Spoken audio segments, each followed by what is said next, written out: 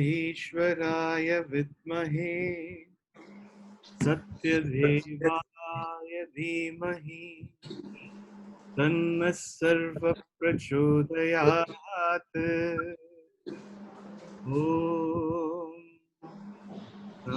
ईश्वराय विद्महे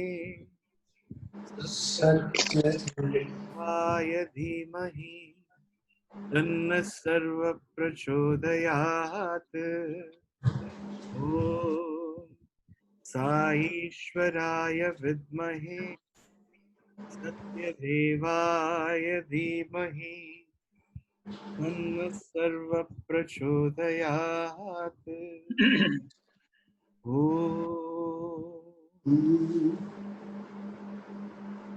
Hi Ram, it's Sunday and it's time for Govind Satsangh, as we now call the series.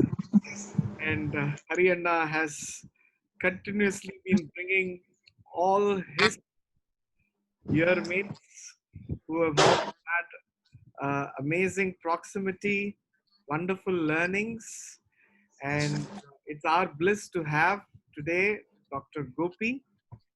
Swami has his unique way. 2 weeks, or rather last week, we had a forward from our national president which said that one of the things that we are going to undertake this year as a sadhana for Swami's 95th birthday is zero waste. And they said that is for sustainability and that is for respecting environment.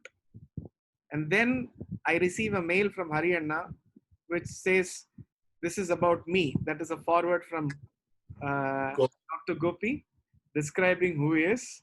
And he's exactly doing all that in the field of sustainability. And while talking, he was talking about how responsible he is in ensuring the minimal damage that can happen to the ozone layer, and how I'm not going to let the cat out of the bag, but he actually had been blessed to take this journey focusing on environment and the earth when Swami sent him away from Prasanthi Nilayam.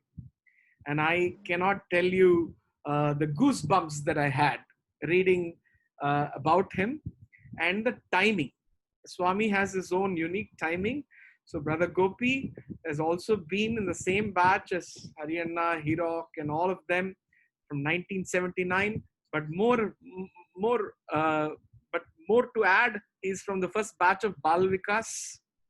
He has attended the 50th birthday rally, and subsequently from 1979 he started his bachelor's, did his master's and PhD from Prasanthi, a second PhD from the University of Madras, and a degree in law. And after having spent a considerable time in Ahmedabad, currently teaches at the NTPC School of Business. Correct me if I'm wrong, it's on sustainability, and it's on sustainability, right, Brother Gopi? You are right, absolutely, yes. It is on sustainability. So nothing to ever complain of the timing Swami has in bringing people on a topic that is prevalent, to re-emphasize that everything that happens, everyone who comes along our way, whether it's a satsang or just across, it's all predestined. And we are absolutely blessed to have Brother Gopi with us today. And I'm going to let Haryana do his introduction more from the front.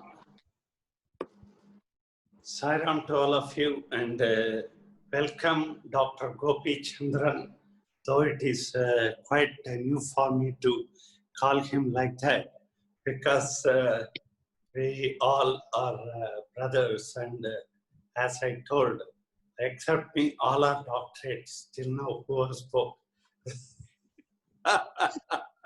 So, and one point Brother Venkat missed, that is Gopi was invited by PMO office to be the director of science and technology, this thing. And that is a fantastic position which he held. Okay, and more than everything, for me, it is my Gopi Chandran. I don't even, in my phone number, I have put him Gopi Chandran CBZ, because that group, that is how I identify Gopi Chandran, one of the sweetest person, and he had an opportunity to deliver his talk in front of Swami quite sometimes. He's an excellent orator, excellent thinker. More than everything, is a fantastic devotee of Swami. And we are lucky, I can only say that we are lucky today to have him amidst us. And dear Gopi, please, we are waiting to listen to you. Jai Sai Ram. Sai Ram. Om Shri Sai Ram. There cannot be greater joy than speaking about Swami, especially in the company of people who have actually experienced Swami's divinity at the same time and place. Venkat, Hari, me, we were all batchmates. I distinctly remember Hari, in fact, wearing the harmonium on his shoulders, with a cloth tied to it, standing in the front and leading bhajans. Practically would be in the front row, running almost every time, and from inside the Prasanthi Mandir, I've heard him so many times. I was in Vrindavan from 79 to 82, and that was the time Hari was in Prasanthi Nilayam. But and I'm using the word "but" deliberately. On every festival occasion, or any time Swami would call during holidays from Vrindavan, we used to rush to Prasanthi Nilayam. The boys there lived seamlessly. Remember, Hari, we all used to stay in the hostel there, in Prasanthi Nilayam, and go and sleep in the mandir on the sands. Yes. Like such glorious moments in life, Swami would always say, please enjoy all of these moments because you will never get them back again. This is true of every avatar. Rama, Krishna, everyone stayed for a while and went away. Even Bhagwan, we are missing him physically. But whenever Swami reminded us, please remember these glorious moments, I think, we were probably kids, literally kids, 17 years old kids, when we went to Swami's presence, 17 to, I was there till 27, Hari was there for a while, but Hari continued to go to Swami very often. There is a certain background about which I will speak towards the end, as to why I could not really make it to Prasanthi Nilayam often, and you would love to listen to that story. It's one of the greatest moments in my life which I carry in my heart. Therefore, Hari, when I'm speaking now, I'm not speaking as Gopi. I'm speaking as a brother who lived at the same time with you. Thank you. Sai Ram. One very important thing Swami taught me. Okay, let me, I have just some thoughts in my mind and I'm trying to connect them as I speak. One of the, unique experiences which I was blessed with, was once Swami called four of us, Sanjay Sani, Sandeepan Chatterjee, Abhishek Dubey, and myself. You know Abhishek Dubey also. Of course. Yes, Abhishek Dubey and myself. Four of us were called by Swami before, during the Navratri time, when Navratri was just starting. Every Navratri, every day, someone or the other would speak, So one fine evening, Swami sent word that the four of us must go in the morning for a discussion. Swami so sweetly said for a discussion. We went to Poornachandra hall, green room. Swami was sitting there. before entered the room, and then Swami made us sit around him. Swami was sitting in his typical small, beautiful sofa. Then Swami said, I want you four fellows to speak, during Dasara time. And he was speaking with us in general about how we should speak. And at that time, Swami gave two very, very important lessons, which I was personally fortunate to receive. Hirok also said he's going to join this discussion sometime, and Yeah. if I see him, maybe, Venkat, if you see him up here, you can intervene and hurry. Like you can even say, look, Hirok is here. We'll also ask him to intervene. Okay. Yeah, yeah. I will tell you why I am doing this, Hari, Venkat and others. Swami, while he was talking to us, he suddenly materialized. In Tamil, we say Badusha, Swami materialized a Balushahi. It was warm, and ghee was actually dripping from his palm. Okay, Swami materialized it, powdered it, and gave it to four of us. He said, take this as my prasadam for today. Okay, we had that. And then Swami gave two wonderful lessons. He said, if somebody asks you to speak for half an hour, please, for heaven's sake, stop in 20 minutes. Yeah. Okay? Don't keep on and on and on, waiting for people to wonder, when will this fellow stop? Okay, number one. And number two, Swami said, please relate it to everybody who is present in front of you. They must also have a sense of participation when you speak. And that is the reason why Hari, Venkat, and all my brothers, sisters, my family is here. You are all also part of the family. My mother, my wife, my brother Satya Venkatesh is also here. They have registered, and they are participating in this discussion.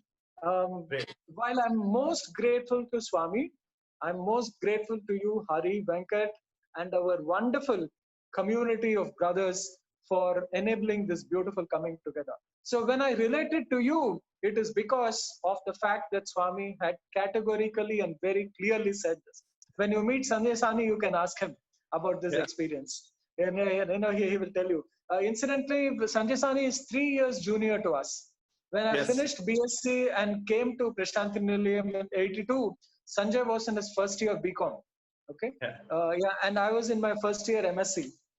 He was my brother's classmate. My younger brother. Yeah. Yes. And I love this intersection, interjection. Please contribute to the discussion. Okay. Sure. We are all together.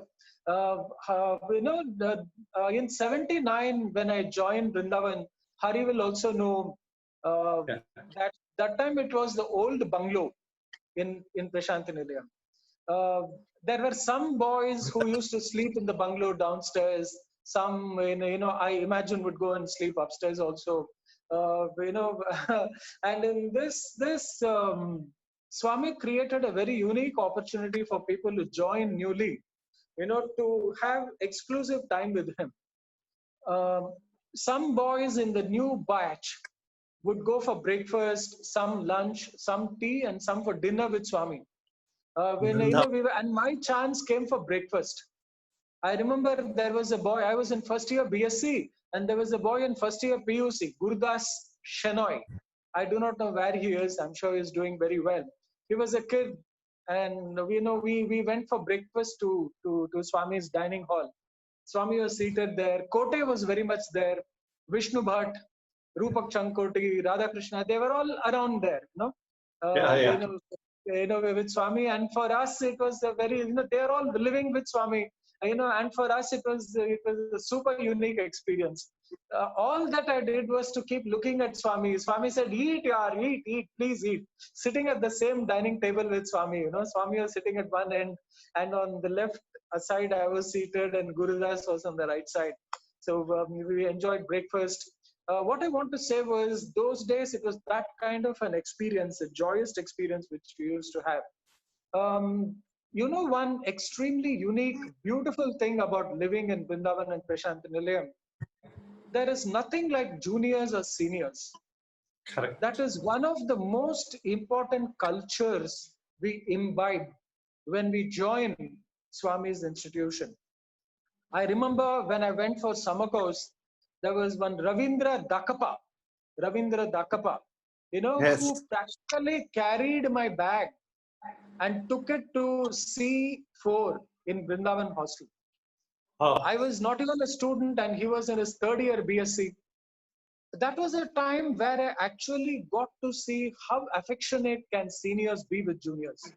There was nothing like seniors or juniors, and I'm repeating that point for the second time.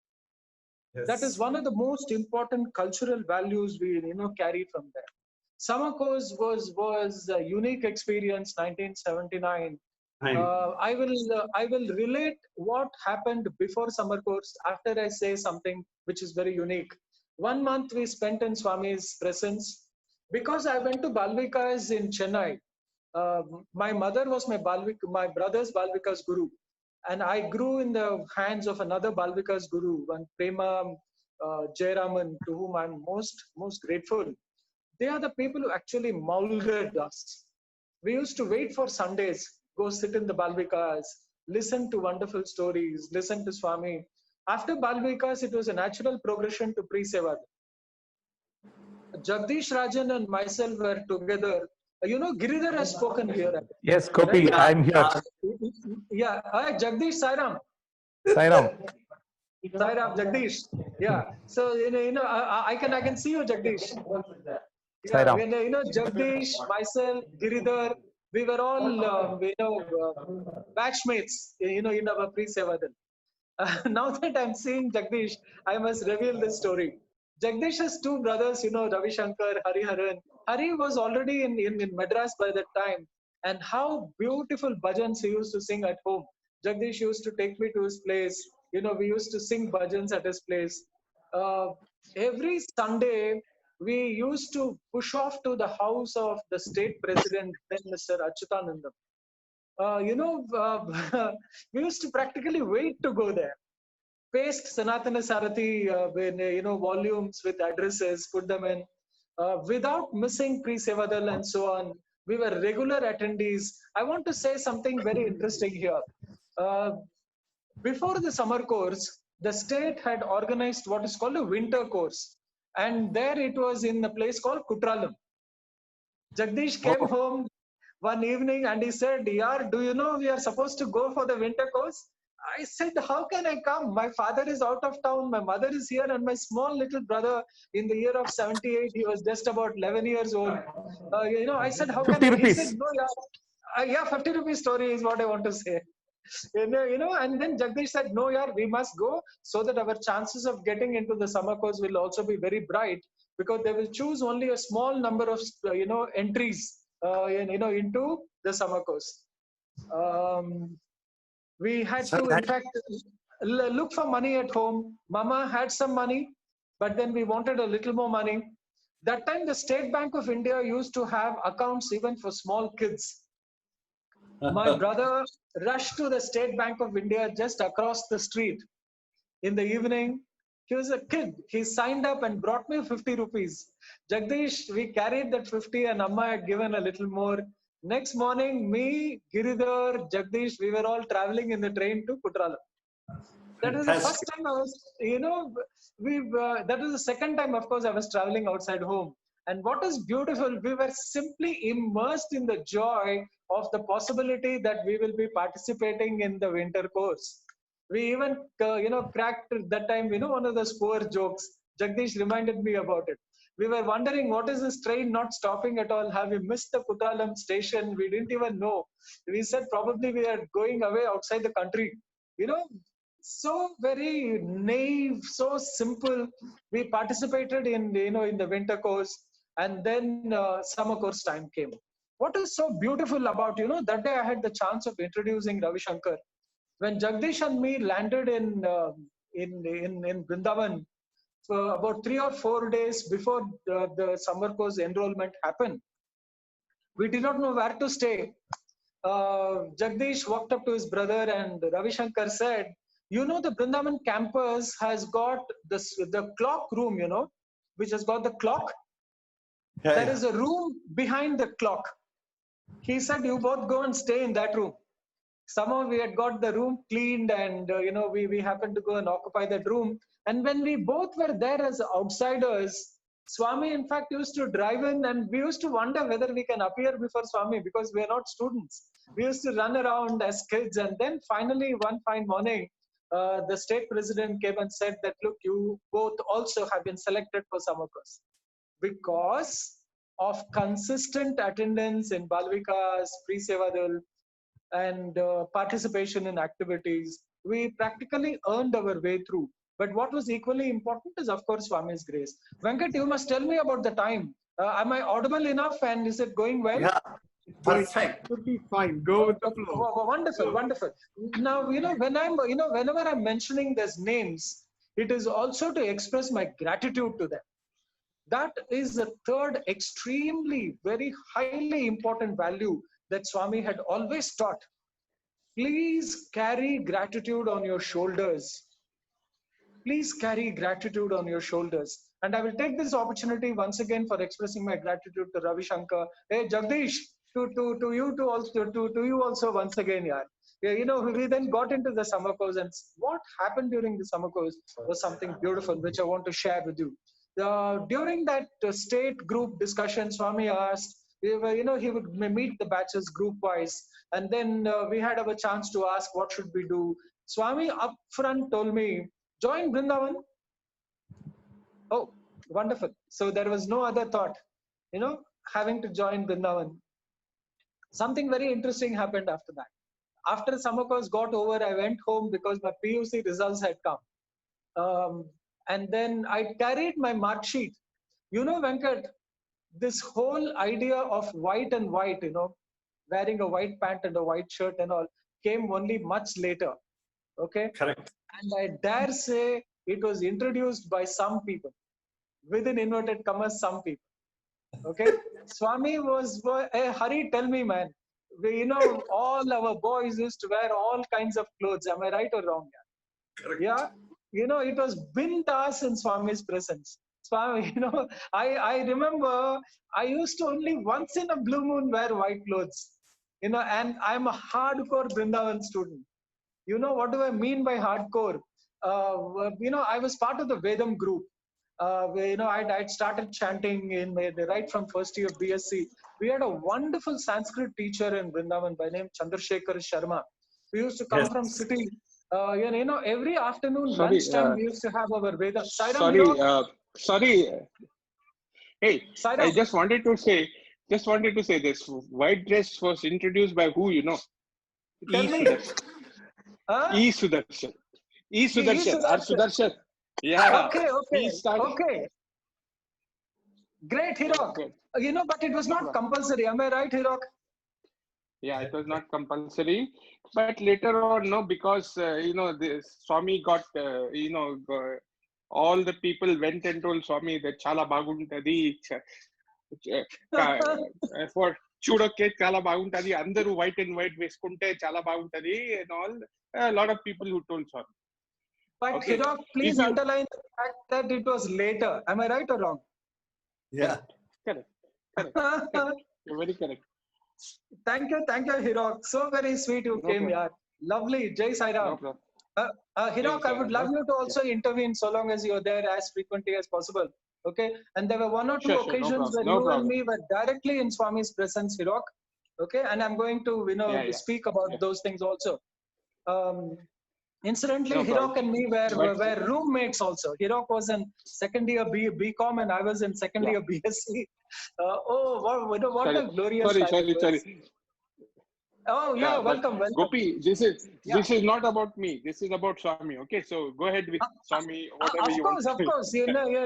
What I wanted to say was, the brotherhood also, which is a very, very important aspect, of our life there, which continues even today. That is the spirit. And when I said, okay, now, that old Brindavan days, when we all used to sit together around Swami. One evening, Swami asked, and I was seated right next to Swami's chair. Swami was asking everybody, and he turned to me also and asked, what is devotion? I said, Swami, devotion ante bhakti. Swami said, "Nenu translation adagaledu. I asked for the meaning." Right? Then Swami explained what devotion is. He said, "It is not fear of God. It is love for God." And this love for God, that message is something which transformed our thinking and our approach to Swami. And that was an extremely important learning, being in Swami's presence. One of the first occasions when Swami called me by name that was a fact which I wanted to underline. We also know, those days when, again, I'm going back to this aspect of the color dress. I was in a gray pant and a red colored check shirt in the safe room. I was standing somewhere behind. Swami was seated in the safe room sofa there. And all of a sudden, Swami said, "Hey, Gopi Chand." I crossed about 3 or 4 rows of boys and went and stood in front of Swami. Then that was the first time Swami called me by my name, in my third year BSc.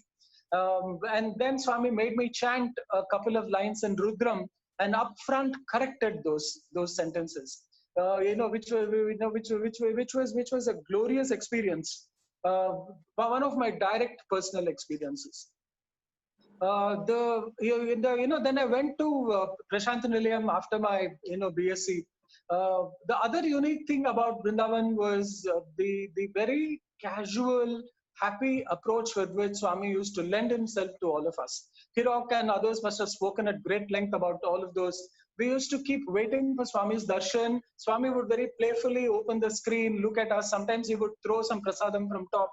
Those were all glorious moments. And every time Swami would remind us, "Please, for heaven's sake, enjoy these moments.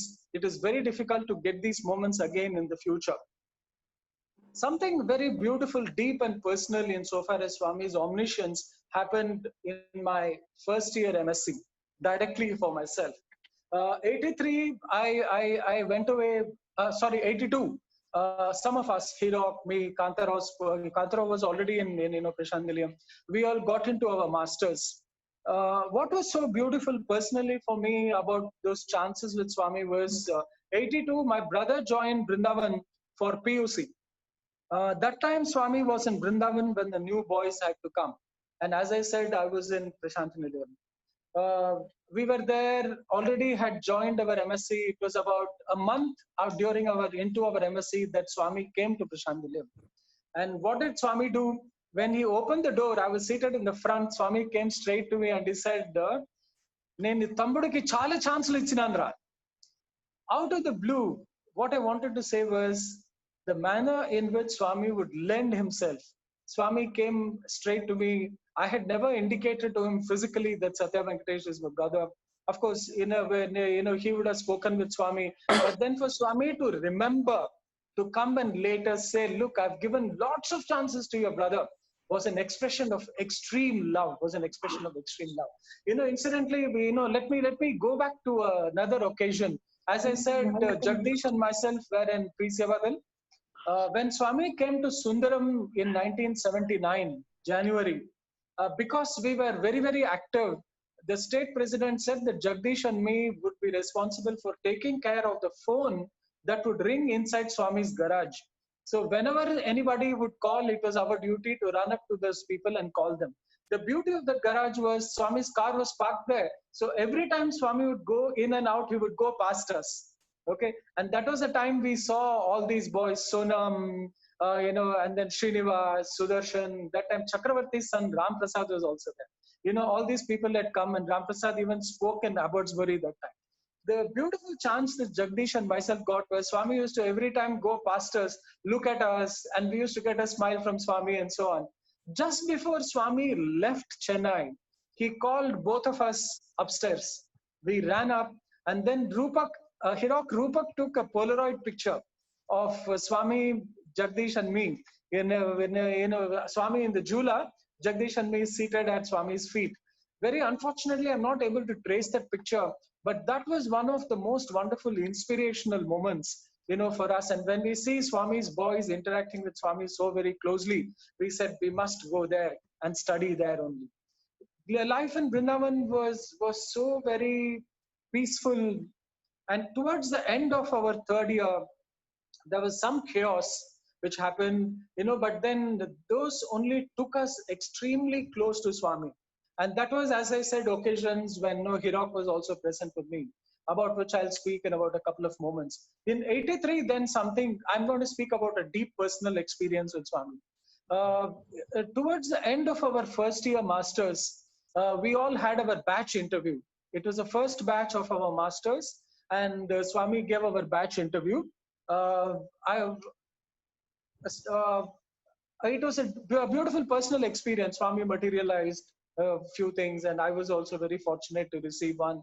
And then the next day, naturally you feel, since you've received something from Swami, Swami knows we are very happy, close, and so on. When Swami came darshan time, I had the courage to stand up and I told Swami, my mother and my grandmother have come, Swami. Ammanu, Nanammanu, Uchinar, Swami. Swami said, Pilu, Valani. And that was the first interview of our family. My grandmother was coming for the first time, and she came, my mother and my grandmother came alone to Prashant Nilayam. They were delighted, you can understand. My grandmother that time itself was around 75 or so. Okay, so she came, and my mother also came into the interview room.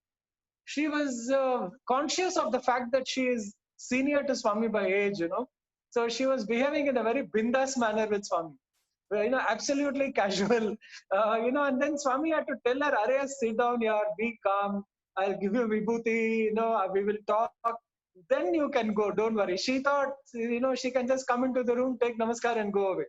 Then my mother was also there.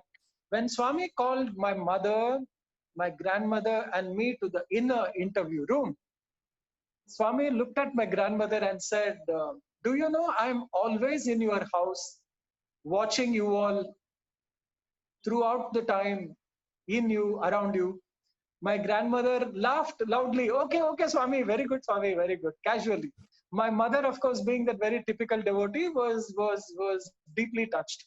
And then Swami said, do you know that old man sitting in front of the door of your house? My grandmother asked, you mean my husband, Gopi's grandfather? Swami said, yes, that old man always sitting at the entrance of the house. I always watch him very carefully. He's sitting in an east chair, always. A very spiritual fellow. He loves Swami a lot, but he never shows it off. Okay, so go and convey my blessings to him. Swami revealed the fact that he is in our house, watching us. And then he looked at my grandmother and said, why do you serve dahi, perugu, in a very strange manner? She laughed. He said, yes, Swami, yes, Swami. She never used to use a spoon or a karandi, as we tell in Tamil, or a garata in Telugu, to lift dahi and serve. She would always put her palm inside perugu, lift it and serve it with her hands. Swami said, why do you do it like that? I've been always watching you do that. Oh my goodness, these are two direct personal experiences I've had in Swami's presence. Swami said, I am delighted with you all. I'm very happy. I will take care of you all. And he gave blessings to both of them. And then it was a wonderful coming together. Swami acknowledged the beautiful service father and mother would do. In fact, as I said, my parents became devotees way back in the early 60s. We were then in Bombay. My uncle in Bombay reminded me of a story where they went to a Rajmata's house for darshan, and how Swami mingled very freely with people around. And from the time my parents became devotees, my brother was a small child of just about 6 months old. Hari, you remember Jai Krishna? When I'm sure Jagdish knows. We used to go to his house only in for pre-Sevadal classes in Alwarpet. To their house and Jai Krishna's house. That time we all went to Swami. Yeah, Ishwar's son. Yeah.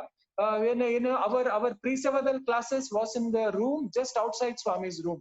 Jagdish, myself, Giridhar, we all used to go there. What I wanted to mention was the year was 1967 when we went to his house for darshan. 67, I was 6-year-old kid. And the 6-year-old kid normally will sit only next to the mother for darshan. And my brother was a small kid lying on my mother's lap.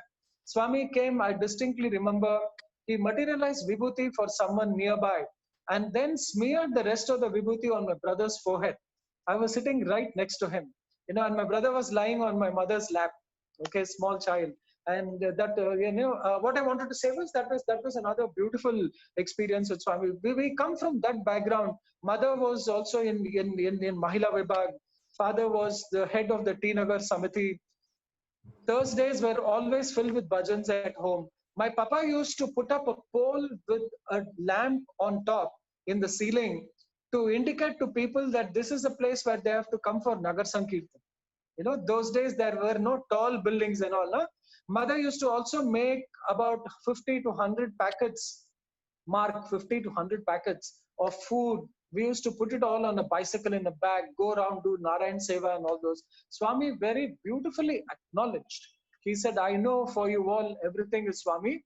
I'm with you, in you, around you, in your home, and I'm very happy with you all. What other great message can devotees get, when they come to Swami's presence? So they went back delighted. The year was then, this was in 83. In 84, we all completed our masters. Then again, Jagdish left after masters, and some of us stayed back for our PhD. The year was 85, Swami's 60th birthday. Swami very graciously called Ashok Agraharam, my batchmate, and me to carry the institute flag. It is a silver leaf, to walk with Swami carrying. Chakravarti Garu would carry the mace of the institute. Ashok and myself would carry the other two silver, if I can say, icons of the institute. We walked with Swami during the convocation procession. A mace was carried by Chakravarti Garu, and we both carried that leaf, silver leaf, kind of, beautifully, beautiful experience that was. Then came something amazing in the year 1986. In fact, Kantarao mentioned when he spoke, it was the year 85, but I spoke with him later. The year was 1986 when the Kodai bungalow was inaugurated. I distinctly remember Jagdish's beautiful bhajans right from our pre-Sevadal times, even during our Brindavan and our MSc Masters times and all. Jagdish, excellent. Now, my personal another experience of Swami's omniscience was during that Kodai trip.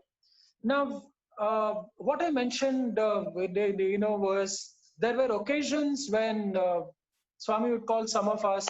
Hirok and me were invariably present together on more than half a dozen occasions. When Swami would say, "You all believe Swami is God.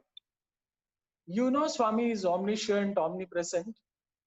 When why then do some people bluff to Swami?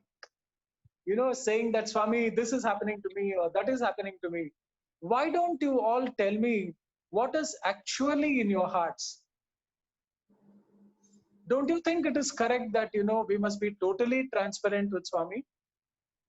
Swami had very categorically, very systematically infused this confidence in us. This is a deep personal message which Swami said, and there is another occasion in my life which I translated this, and therefore the extent of proximity and the joy that we continue to enjoy with Swami. I'll go back to that point later, and before that I'll place two very interesting experiences that I had about Swami's omnipresence, omniscience, directly and personally. 86, I didn't even know that Swami was going to take me to Kodai. It was one evening.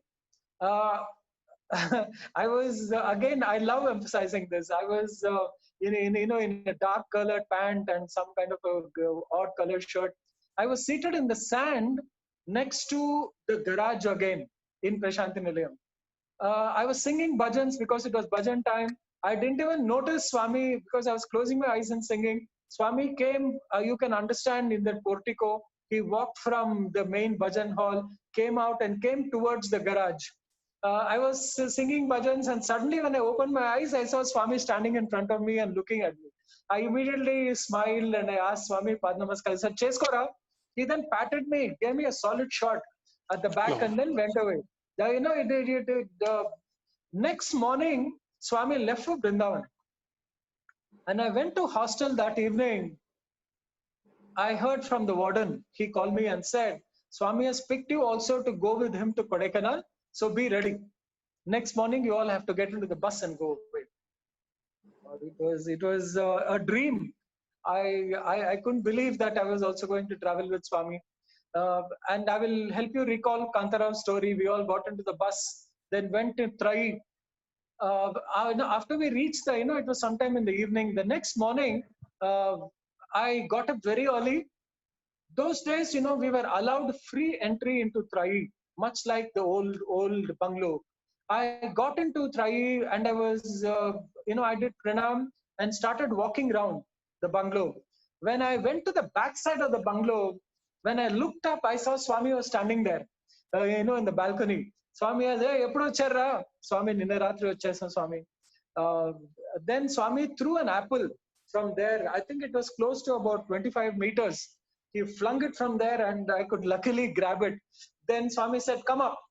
I went upstairs and then Swami said, there are so many things to be put in the bus. So lift them all. And so I happily joined 2-3 others. We loaded the bus. And then as Kantarao told you, when we traveled, the glass came away. We reached late. Next morning, when we all entered the bungalow and were staying with Swami, in fact, Swami was in one room. There was another room in between and then a third room. And in the third room, all our luggage was put. The room in between was filled with mattresses. We had the chance of sleeping on, after spreading those mattresses in the room just outside Swami's room. I think it was the second day of our stay in Kodai. It was a beautiful experience for me. We were there with Swami for about 3 or 4 days.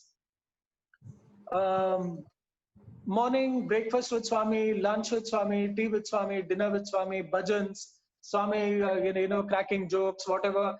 Absolute intimacy. I think it was the second day when Swami came up to me in the evening and he said, are you prepared to speak this evening? I said, definitely, Swami. What is there? When Swami says, I will certainly speak. Then, this was a proximity, the freedom with which we would speak with Swami. Then Swami said, be ready. You will have to speak this evening. A guest will come. And when the guest comes, he will say, he wants to listen to Swami's students speak.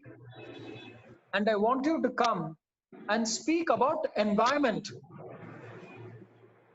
If Swami would have said, speak about something else, it would have been a huge challenge because all that I knew was the subject of environment. Sairam Kantarao. Sairam. Kantara was seated next to me. When we were having that experience, Kantara joined me in sharing that experience. So, then Swami said, I said, fine, Swami. And then Swami said, look, I'm going out to give darshan. And whenever he would go out, he would adjust his hair, and then check whether his dress is all right. It was a beautiful thing. And then Swami went out. It was about to start drizzling. Then Swami came back. And we were all seated with Swami and it started, in fact, drizzling quite heavily. After some time, one very important guest arrived. His name is C. Subramaniam. Subramaniam was one of the first finance ministers and then was... Finance Minister of India. Yes, finance minister. And then he was a very old devotee of Swami. And he, in fact, was also responsible for green revolution in our country, along with Professor M.S. Swaminathan. Okay? Yes. Now, being a very old devotee of Swami, when he arrived, he naturally took Padnamaskar and all. And then when he was seated, after Swami and others served him chai and all, Swami asked him, what do you want, Subramaniam? He said, Swami, I want to listen to your students speak, Swami. And then Swami said, what topic do you want them to speak? They're all, my boys, you ask them to speak on anything, they will speak. Swami was very happy. Then he said, Swami, I want to listen to your students speak about environment, Swami, about problems of environment. what a beautiful thing. Swami had told me a few minutes before, saying that, look, somebody is coming. He will ask that he wants to listen to his voice speak, and you have to come and speak about environment. And when Swami Subramaniam said, Swami, I want to listen about environmental issues, Swami looked at me and gestured, Rara. So I went and touched his feet, and I was joyous because Swami had said I should speak on environment, and that is exactly what Subramaniam asked. I spoke for 1 full hour about environment. I assure you, I will not speak for too very long now today. But then in the after I spoke for 1 hour, Kantaro intervened chest chapra. Swami said at the end of 1 hour when I stopped, Swami asked, "Was it not like pouring rain, Subramaniam? Did you ever realize 1 hour has gone past?" Subramaniam said, "No, Swami, 1 hour has gone past. Oh, I can't believe it, Swami." Then Swami said, you heard this Gopi speak about environment. What else do you want? No, I told you my students can speak anything, no? Then he said, Swami, a related problem is about huge chemicals in the environment, the field of chemistry and so on. Swami then looked at Ravi Kumar and said, Ravi, the present warden in Vrindavan. Swami said, hey, Ravi, Yeah. nu vachi maatladra chemistry paina. He also spoke beautifully for about 1 hour. Remember Kantarao mentioned about Swami materializing that lingam. Yeah, lingam Radhe, Kantarao, which Swami materialized. Swami materialized a Prithvi lingam or something. Vishwalingam. Vishwalingam. Swami said, this is the structure of the universe. Kadara Kantarao. Perfect. That is what Swami Yes. explained to us. Yeah. We were all seated together. Kantarao, our brother Umesh, who passed away. Umesh was also sitting next to me. People like Kantarao, myself, Umesh we are all those more humble fellows, we would not jump and run, unless Swami calls. So, we were all seated there. Umesh was there. Sai Surendranath was also with us. And then this is another second beautiful experience of Swami's omniscience, which I had. And then came something very profound in my life, about which I'll speak later. Before I get into that, let me emphasize a couple of other things. Thank you, Hirok, when you mentioned a person like Sudarshan. When you even watch a person like Sudarshan, the kind of discipline, the rigor with which they would abide by what Swami says. We had Dr. Lakshmi Simham with us. He is still in Prashant Nilayam. Oh, what wonderful people they were. All that we had to do as youngsters was to look up to them. And, even speaking very, very silently, not raising your voice and loudly, kind of bugging others or irritating others. These are all some of the most wonderful lessons we learn. Inclusiveness is... Even Sudarshan has to tell the students strictly. He will tell very softly, he will tell, but strong words. In fact, Hari, you had the experience, I think, of Sudarshan being your warden also in Prashant Nilayam. Yeah. Correct, no? Yeah. Warden was Nityanandan, but Sudarshan was in the hostel because he is the senior most. So we used to be afraid of him more than Nityanandan. Afraid in the sense with utmost respect, Respect, correct. Because he will get up at 3 o'clock, 3:30. He will be ready by 4. So like that, complete discipline. And during exam, he will lead the lecturers to serve food for students. A fantastic person to the core. None of us have ever seen Sudarshan use the restroom or the bathroom. You've never seen him take bath. We've never seen him dress up. Whenever saw him using that. Correct. Yes. Perfect. Venkat, these are all my Prashant Nilayam brothers. I am a Brindavan fellow who joined these fellows, and I must tell you, these are all wonderful guys. These are all wonderful guys. I must tell you that. Thank you so much. Gopi, you should also remember Narendra, Professor Narendra. Yes. Tremendous influence on all of us. He never used to speak one single word but we used to be all very scared of him. He Yeah. never used to speak anything, you know. And and then of course we then came back to Vrindavan. Kantarao, in fact, also mentioned how Swami packed food for us, in the bus on the way back. I remember Swami came up to me and asked, "Yera breakfast తీసుకున్నావా?" I said, "Swami, మీరు ప్రసాదం ఇచ్చారు కదా, దాన్ని తీసుకున్నాను." Good. Swami, in fact, I imagine Kantarao will remember, Swami, when we all got into the bus in Kodai, Swami was still there, and Swami left almost simultaneously. Swami said, please make sure you have all taken proper rest, you have all washed up very well, you are fresh and clean when you are getting into the bus, because it is going to be a long journey. Okay?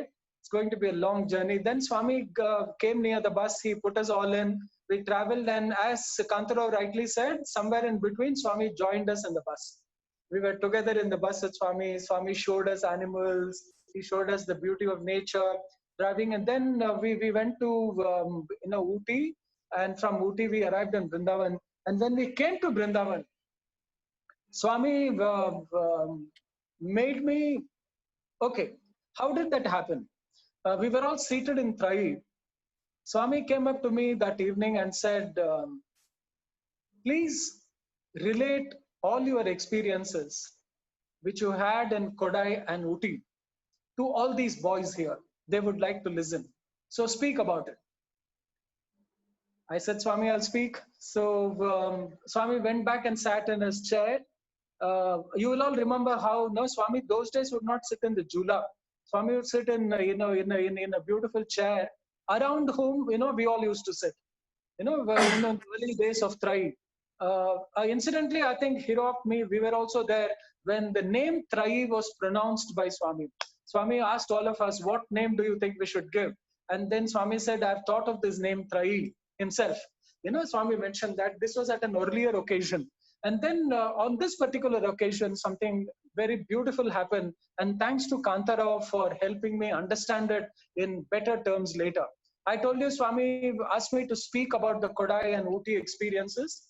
I spoke for long. And then after I took Pad Namaskar, Swami asked me, Swami, discourses ni translate cheyataniki tayara nuvu. Okay. I said, definitely translate chestan Swami, discourses. My mother tongue is Telugu, and Swami gave me that confidence to say, yes, I'll. Then Swami said, Siddhanga undu, avakasamu ostundi, translate cheyataniki. Okay. I said, fantastic, Swami. But that chance never came. Okay. The chance never came. Thanks to Hirok, he is listening. Thanks to Vinayak, thanks to Neil, they picked a group of guys who could come together in a WhatsApp group. Jagdish is also part of that group. I got into this group a few years ago when the WhatsApp things all started.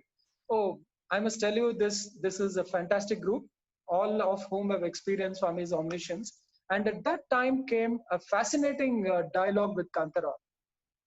Kantarao also was told by Swami that he will get a chance to translate. Okay? Kantarao cheppar kadra Swami? He asked me once in the interview room, will you translate? I just kept quiet and looked at Swami. Yeah, that was it. Okay, correct.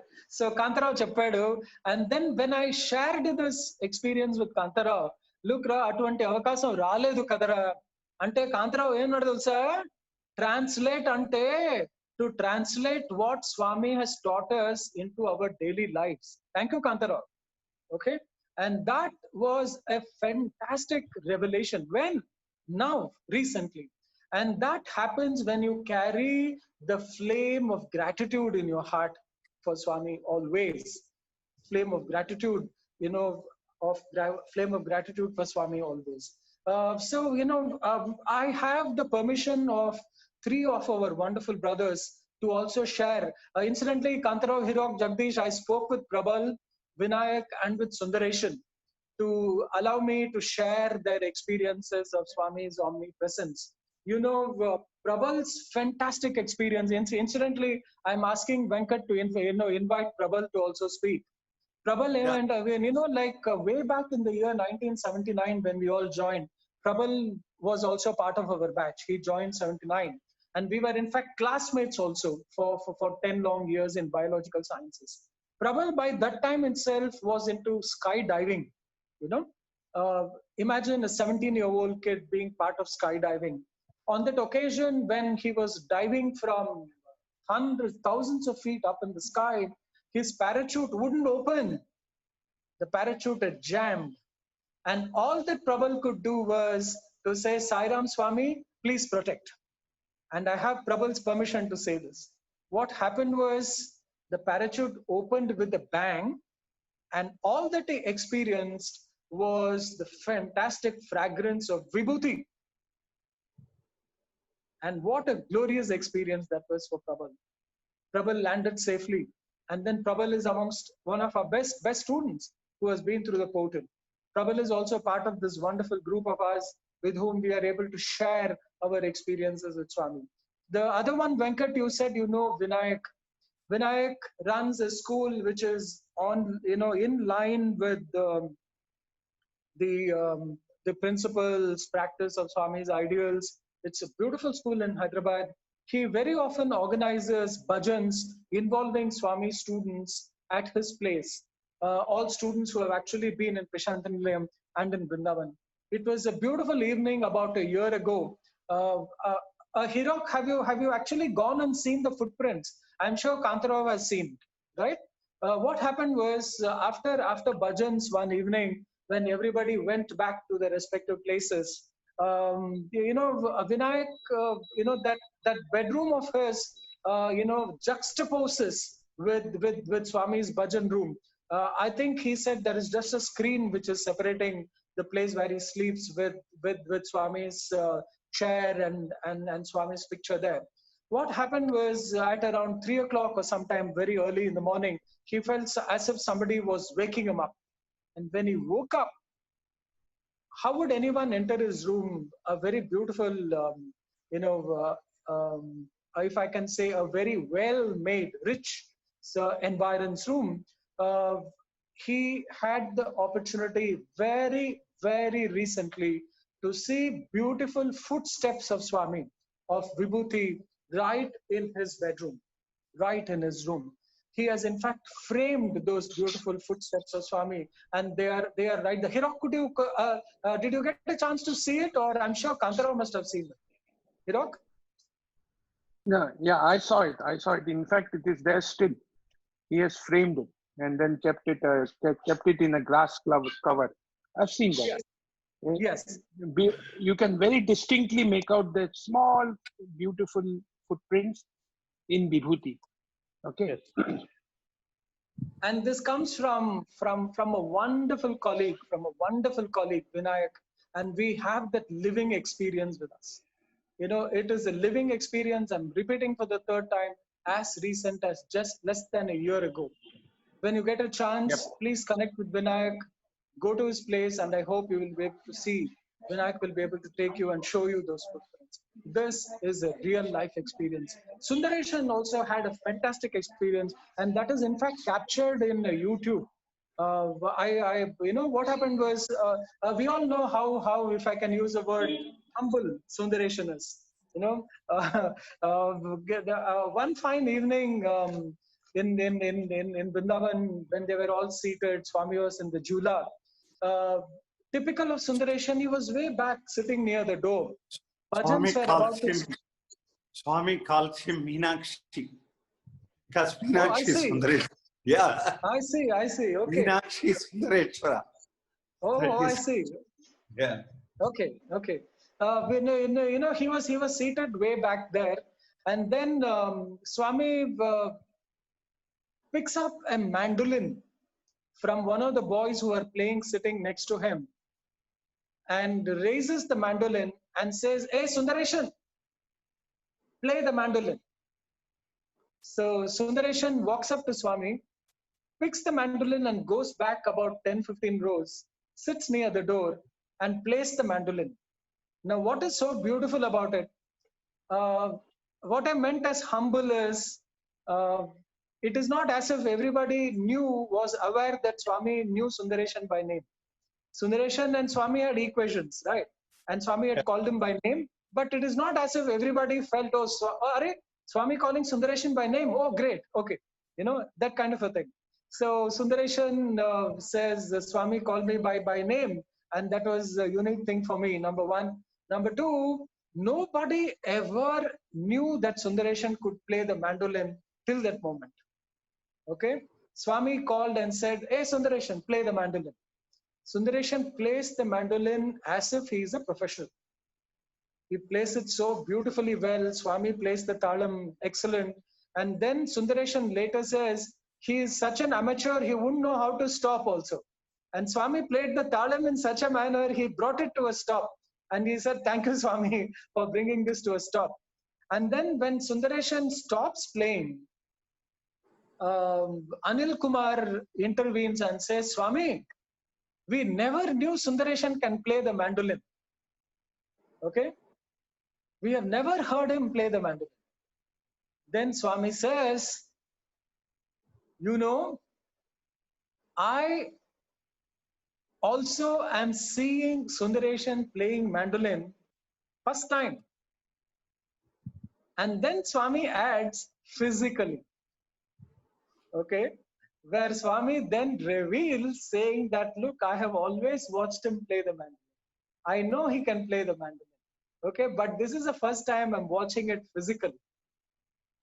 Implying that he knew, and I'm repeating it for the second time. If you get hold of that video, it's on the YouTube. Maybe if you can ask Radio Sai to post that for all of us. You can look at the expression, Swami's physical expression too of his supreme divinity when Swami says physically, as if to tell everyone, Arey yaar, spiritually I'm everywhere, I'm watching. And then Sundareshan reveals that during that experience of his, in the evenings, he used to play the mandolin with the room closed. And nobody would ever know that he was able to play the mandolin, and he would dedicate playing that mandolin to Swami. This again is a direct living experience of how Swami was present almost everywhere and guiding and watching all of us. Now, let me go back to my personal experience of what Swami actually meant as saying, I'm everywhere. I know everything about your lives. Why don't you tell me upfront what is in your heart and what is in your mind? There was another beautiful lesson, that people like Hirok, and I dare bring him into this discussion, and all of us, Jagdish, Hirok, Kantara, some of us, all imbibed. And what is that? And that lesson in Swami's presence is to never interpret what Swami is saying to our own convenience. What is absolutely important is to very categorically relate what Swami is saying to one's own self. And when Swami says, look, I know ni intane, ventane, kantane, gentane, unnanu, and therefore be totally transparent with me. And what exists between us is no fear. What exists between us is absolute love. What happened to me personally was I had taken my PhD. Incidentally, I belonged to the first batch of securing my PhD. And then this was the year 88. I stayed on till 89. And that was the time,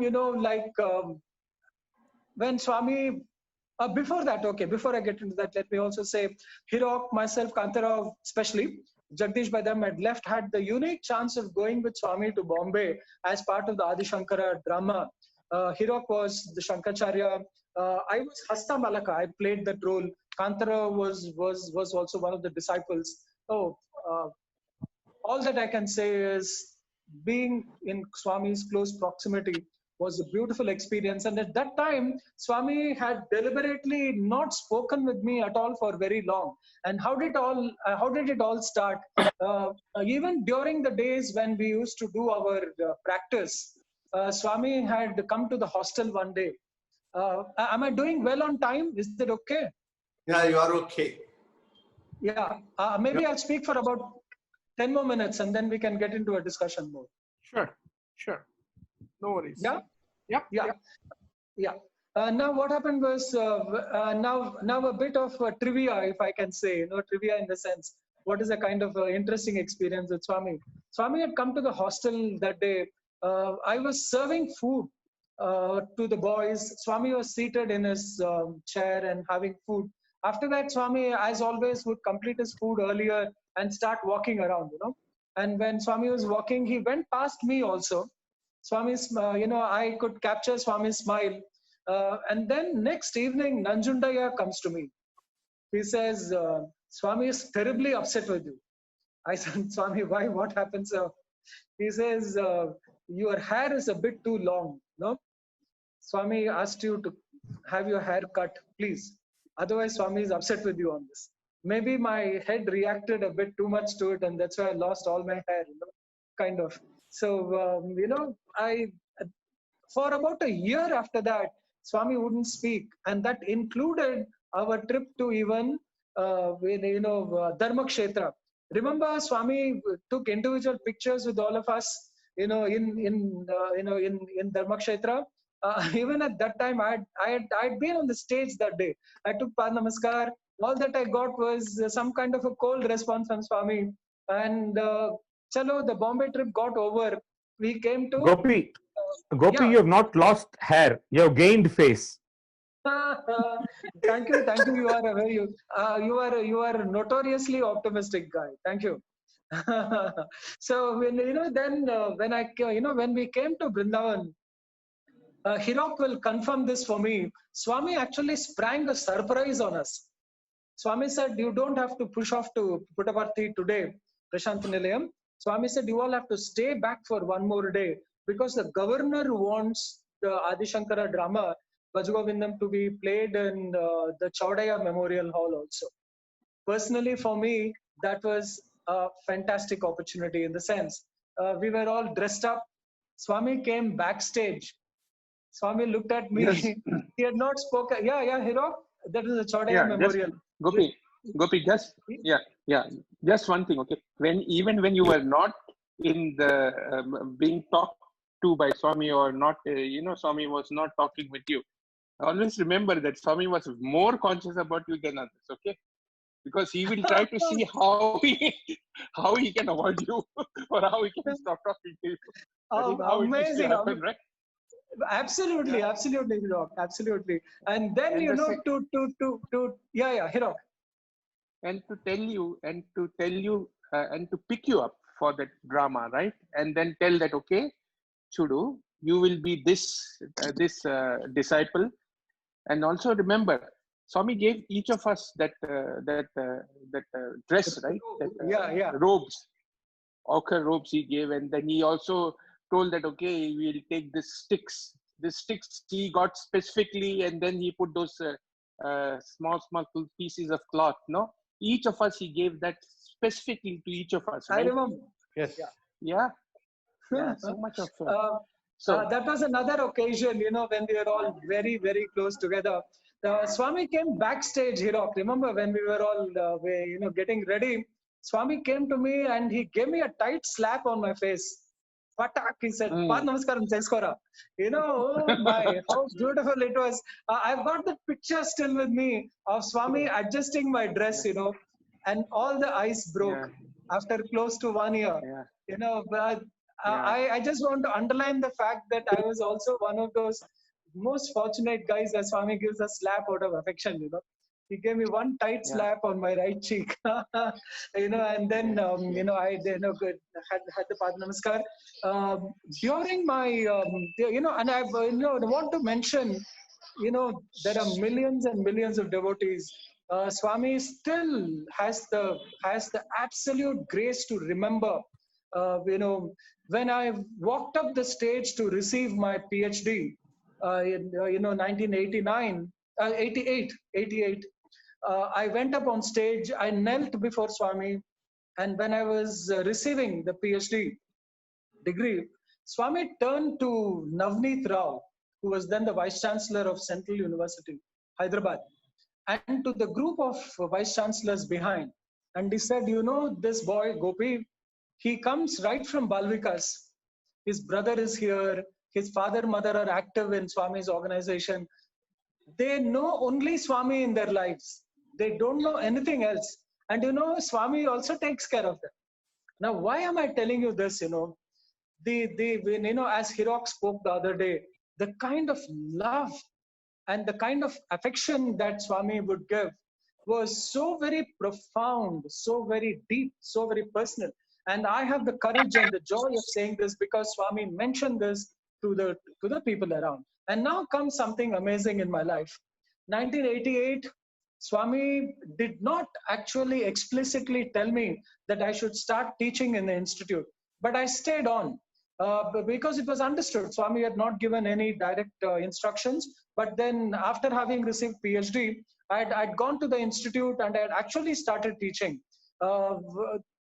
Then came the summer months. Swami, before leaving for Kodai and Brindavan, Swami said, let Gopi also go home and come back. When I returned, Swami did not speak with me. That was a fascinating experience again of how Swami wants us to understand personally. And I'm again saying, not interpreting Swami's relationship with others, but interpreting for one's own self. I was doing a lot of introspection. Does Swami really want me to stay on, or Swami doesn't want me to stay on? What should I do? Now comes something amazing which has got huge implications for my life even today, even at this moment. So what happened was, Swami, remember Hirok, if I can say that, when you and me, again, of course, Kantara was with us. Some of us were asked to go away from the hostel to the old mandir, to Prasanthi Nilayam. We then had the chance of going to the Ganesha shed that morning, and I remember our not Kutumba Rao, Chiranjeevi Rao coming and telling us, don't be here, Swami wants you to all go to the old hostel. So we went to the old hostel, and for about a month, Swami was not speaking with us. At the end of 1 month, sometime in the month of July, Swami said, okay, chalo, you fellows now all get back to the hostel. Boys will understand, this was some kind of if I can, use the word, Swami getting upset with us, Swami then bringing us back on his folds, asking us to go back. This experience kind of brought me back the discussions, the beautiful messages that Swami had given, that is to explicitly state what is in one's heart and ask Swami for guidance and not interpret. And I'm saying that for the third time. I had the chance of then praying to Swami, asking for guidance, whether I should be staying there only or whether I should be going out. What did Swami do? Swami announced a series of discourses that he will deliver from inside the Prasanthi Mandir. The year was 1989, July. And as always, before Swami's discourse, Swami would ask us to speak. Swami was not speaking with me. I was not even sure whether, Swami will remember or, I was just being around. But then my prayers were on. I was asking for guidance from Swami. One fine, I think it was the second or the third evening, I think Chakravarti Garu came to me and said, tomorrow before discourse, you are supposed to speak. This is a direct message from Swami, which means Swami remembers name, form and whatnot. So I went and stood in front of, our bhajan boys used to sit and the speakers used to sit with the bhajan boys. Swami, after darshan, would come and sit in his beautiful throne. I walked up to, took a couple of steps, went up to take Pad Namaskar. Swami actually took his feet away. I could only touch his robe. I then went and stood and spoke for about 45 minutes to an hour. Remember, I was telling you, Swami was not speaking with me and I was wanting his attention.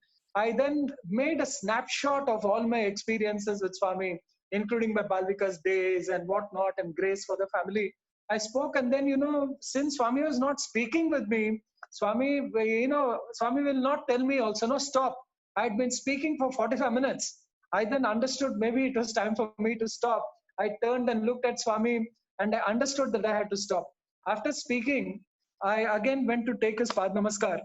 Swami brushed my hands away, and I could barely touch his feet. Glorious moments. Swami started his discourse. And during the discourse, halfway through, Swami suddenly said, you know this fellow sitting in front of me? Gopi Chand. Swami used to call me Gopi Chand. Gopi Chand spoke saying that, we all must listen to Swami. We must obey Swami. Swami knows everything. And then Swami said, when I want him to go, he's saying he wants to stay here and be with Swami. I want him to go out into the world. And Swami mentioned this in the discourse. What other glorious opportunity can one get? And that was, I in fact was only asking. I did not say that I will stay on here or I will go out. I said, Swami, you know everything, Swami. Please guide me, Swami. And then this guidance came right from his discourse. Swami mentioned my name in the discourse, and what other greater joy one can get. Incidentally, I've been trying to ask Radio Soy for a copy of the discourse, where Swami has mentioned my name, but I've not been able to lay my hands on it. I, in fact, got Prasad, Professor Prasad, who used to handle the mics, gave me a copy of those old day cassettes. Very unfortunately, I misplaced that cassette later in my life. And then something amazing and most beautiful happened. The next day, Darshan, when we were seated, as always, what other greater joy can one get than Swami mentioning the name in discourse, Swami giving a clear message, and directly related to one's own experience of total transparency with Swami. Then came the moment when, after Darshan, Swami did not call anybody for interview. Intuitively, I knew I was going to get a message. Swami went into the interview room and I could see him calling Chakravarti Garu. It was about 10 minutes. Chakravarti Garu opened the door and he came out. And again, I'm saying intuitively, I knew he was coming towards me. He signaled, come along. I went and, those days, the compound wall of the mandir used to be very small. You then walk across, you used to get into the flats, the grill doors, the footsteps, and so on. We both were standing near that, just outside the gate there in front of Swami's garage. And Chakravarti Garu spoke with me for about 10 to 15 minutes. The message that came from Swami was most important. Swami said, tell Gopi, I'm extremely happy with him. Okay? He has all my blessings. I will take care of him, protect him wherever he goes, and I will always be with him throughout. What I want to emphasize here is not so much that I, the individual, received Swami's attention, but to say that later in life, getting into a beautiful family, the family of my wife, then the children, continuing to be in the wonderful folds of our parents and expressing gratitude to Swami all along, even through the opportunity of this wonderful coming together. Are perfect examples of Swami's grace. There were great, extremely challenging moments in life where I can quite humbly say the opportunity to work at the national, regional, and the global levels. At every stage, can you imagine when I walked into the UN office in Bangkok? It was a hall, and in the hall there were rooms on the left side, there were rooms on the right side. There was a huge corridor, and when I walked to my room in the UN office, on the right side, I see a door open on the left side. And what do I see through the door? I see Swami's picture there. And that was the first time I was entering the UN office in Bangkok. Before I went into my room, I said, oh my God, Swami's picture is there. Let me go and meet Swami's devotee. And when I go there, I find the Swami's devotee. I wish him Sai Ram. He's taken aback. He said, Sai Ram. I said, I'm Swami's student. He says, oh, how lovely. I was sitting in the corridor just across them. He then once helped me connect with Jumsai, and then Jumsai drove all the way to Bangkok and took me to his school there. And then I got into the local samiti there, and there were similar satsangs which happened there. Even professionally, some of my brothers know Hirok, Kantaro, again I'm mentioning these names. Even to be able to get into some of the places, the niches you mean the places of importance at work, can happen only and entirely with His grace. I've had the direct experience of confronting some of the most difficult situations. For want of certain elements of this experience, I'm not able to tell you what precisely they are. But the experience in the presence of Swami, in the sense it would turn out to be a great devotee of Swami who's on the other side, or people who have known about Swami. And at the end of the interactions, they would say, "Oh, you are Swami's student." It is so very obvious in your interactions, you know.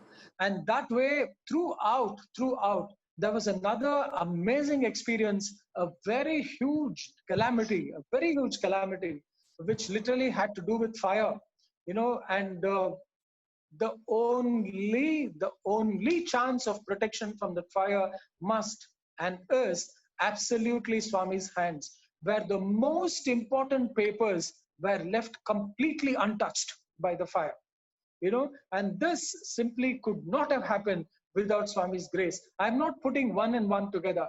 I only know very well intuitively from our experience that when Swami has said that He is with us, this kind of experience simply cannot happen without His grace. It's been a profound experience, even this very coming together for all of us. That way, you know, to be able to speak, and I'm so grateful to all our brothers for their presence here. Again, the most, with which I'll stop and then we could get into a discussion.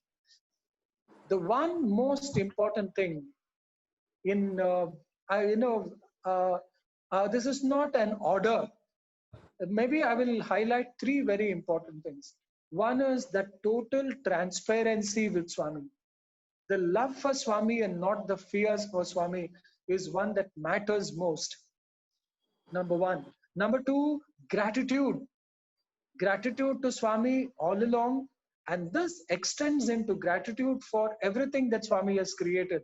Gratitude to the family, gratitude to a work opportunity, gratitude to a country, which I think, and gratitude to everything that Swami has created is the most important thing. And the third and the most important thing is the transparency in one's life. Kindness, to me, kindness is the greatest human value one can experience. I will stop at this and then... Gopi, talk about May God Bless You campaign. Wow.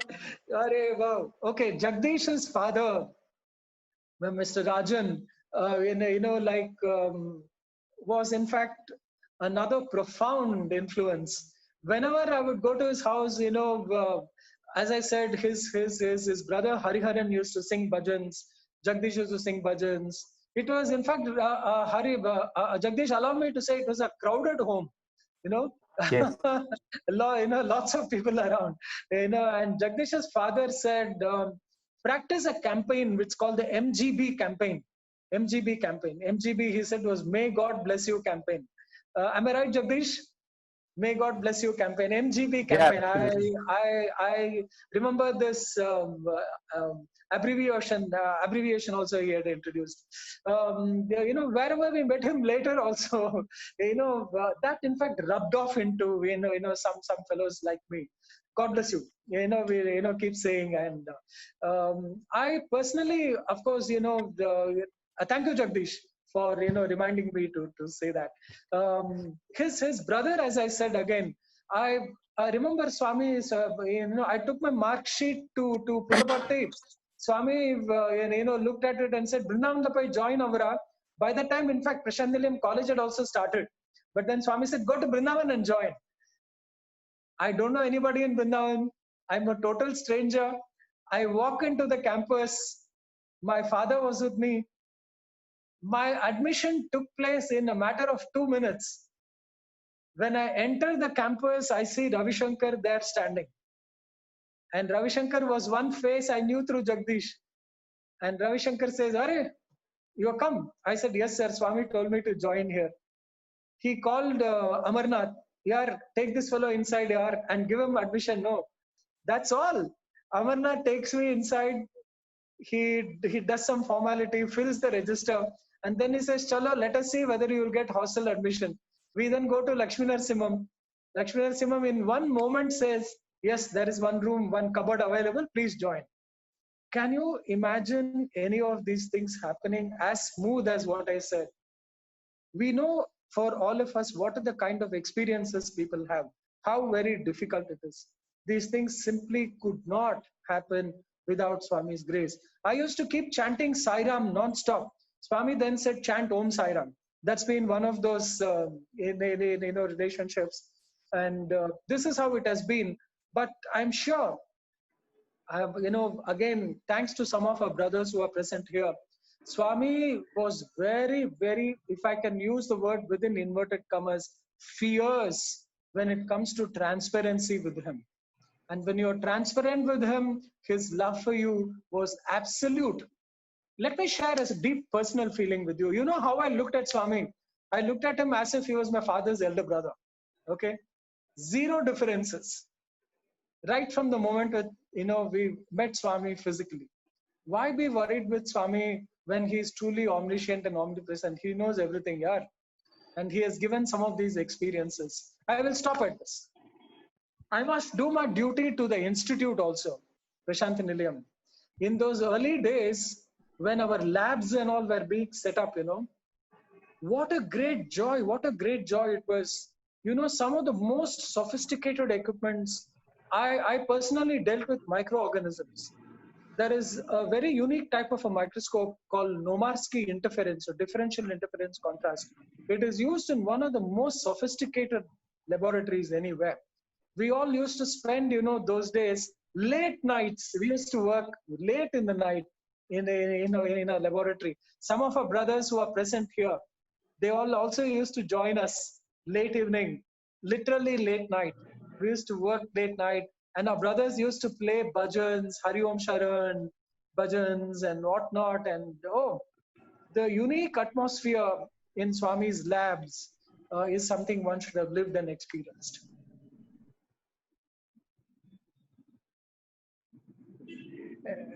Gopi, Sairam.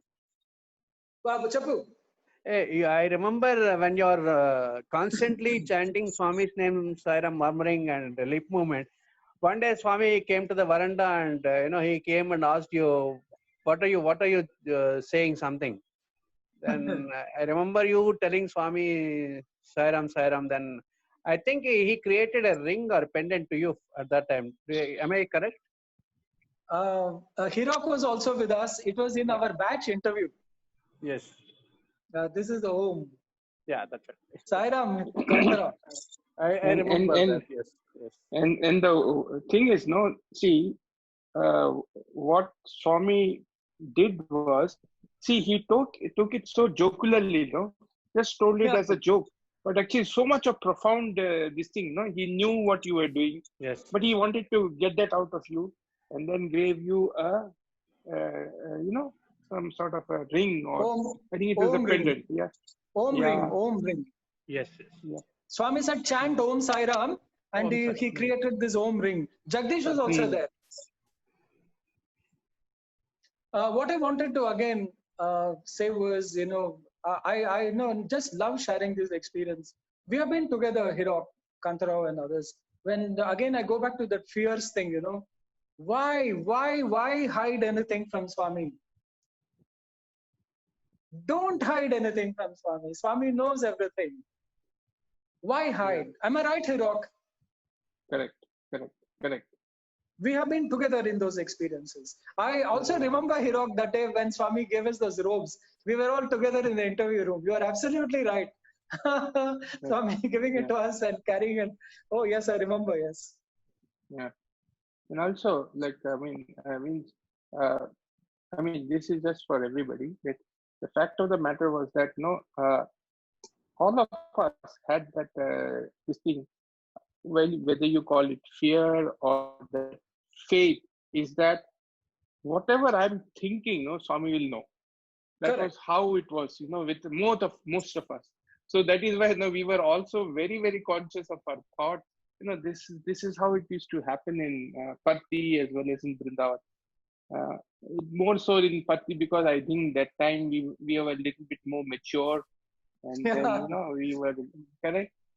But Vrindavan was just a joyful this thing, young people coming and then coming into Swami's fold and enjoy Swami's proximity and this thing, Swami's love.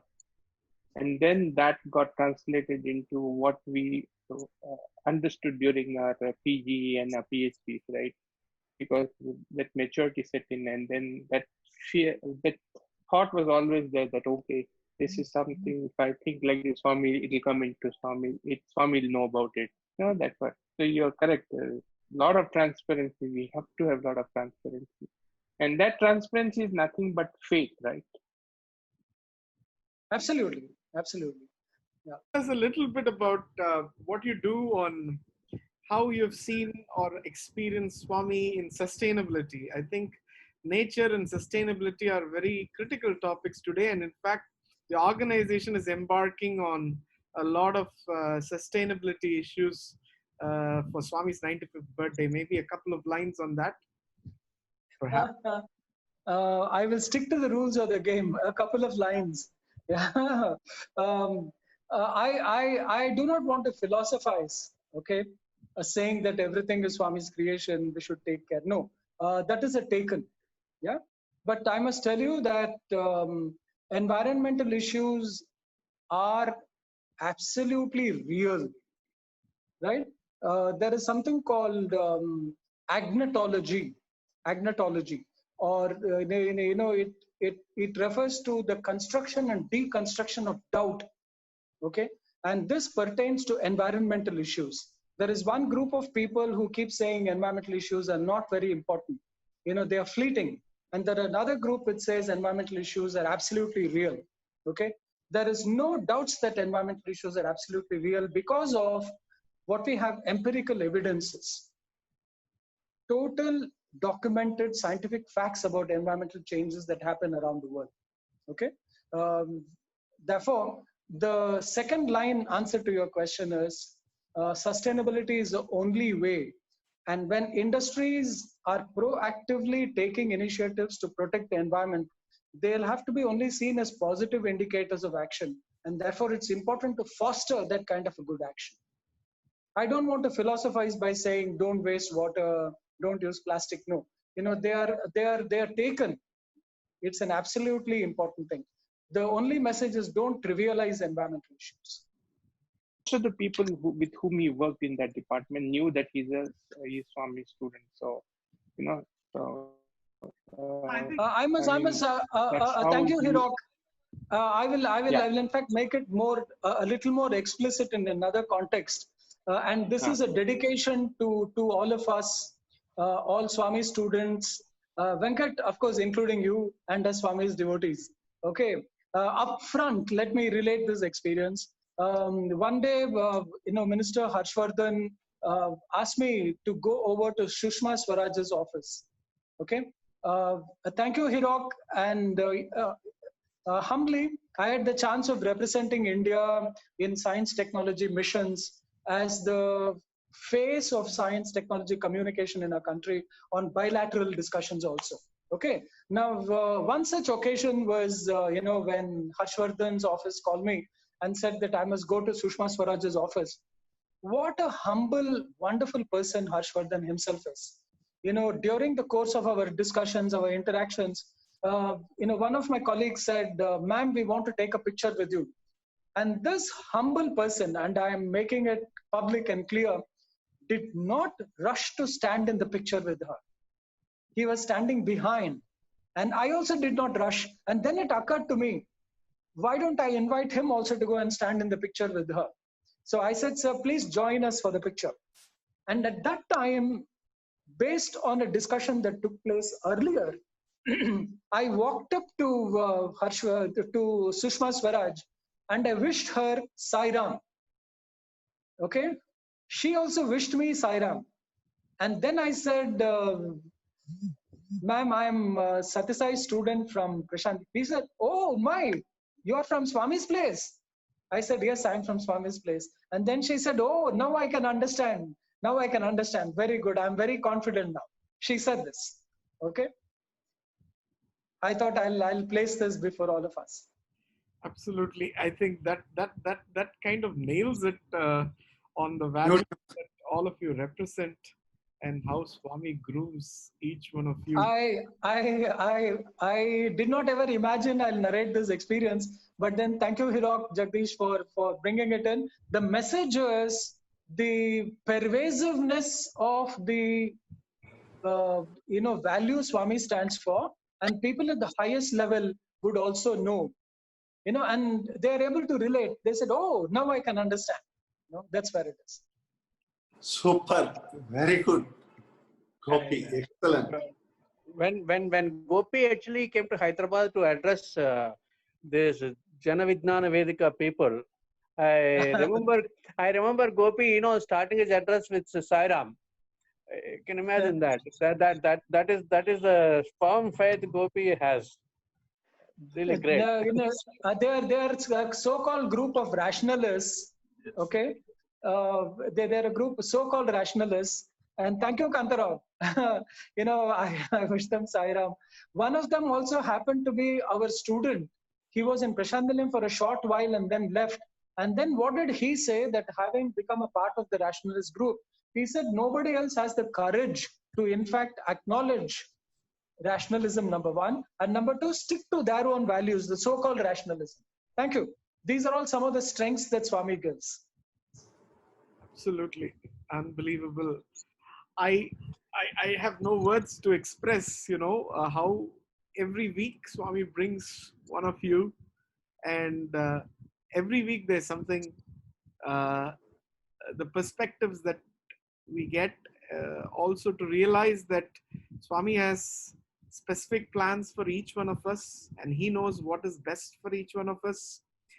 From the times of hearing Brother Kote being sent off from Parthi to take care of his father, to how Swami has given you a very clear mission of going and taking care of his own creation, the environment. I have no words to express how each one of you take those commands in the totalist sense of surrender and excel in what you do. That's a very big lesson for many of the younger generations, many of us devotees as well. There's so much to learn, and I have no words to thank each one of you for being part of these Govind Satsangs. It's blissful, and it is, in fact, I think it's an opportune moment where, with all that's happening with COVID and so on, the fact that we have to realize that we have a responsibility taking care of the environs where we live, to live harmoniously as a key point to note. And looking forward to more of you joining every Sunday. I think the lineup with the few names that have been given is already there going on. I know what's likely to happen in August, September. So every week it's an interesting opportunity to talk to each one of you before the satsang. There's so much of insights that come out of it. And hearing you during the satsangs is even more blissful to get a larger outline of your thoughts and your experiences. With that, let's finish. If anyone else has anything to say, if not, we will finish with 21 Samas. And thank you everyone for joining. The next satsang will be next Sunday at 7:30 Singapore time, 5 o'clock India time, and we'll let you know who is speaking. Yes, Brother Gopi. Yes. I'm most grateful to all of you. Grateful to Swami for this wonderful opportunity. Most grateful also to my beautiful family. You will like them all better than me. I thought I saw my brother too here, Satya Venkatesh, my wife, my mother, my kids, and everyone. When Swami said he'll take care, this is precisely what he did. Taking care of every walk of life.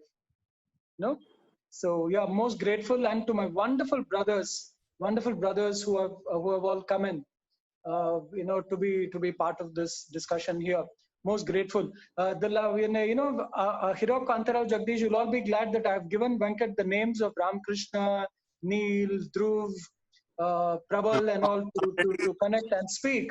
Prabal, in fact, says he will come if it is not a Zoom platform. He'll be happy to do it in any other platform.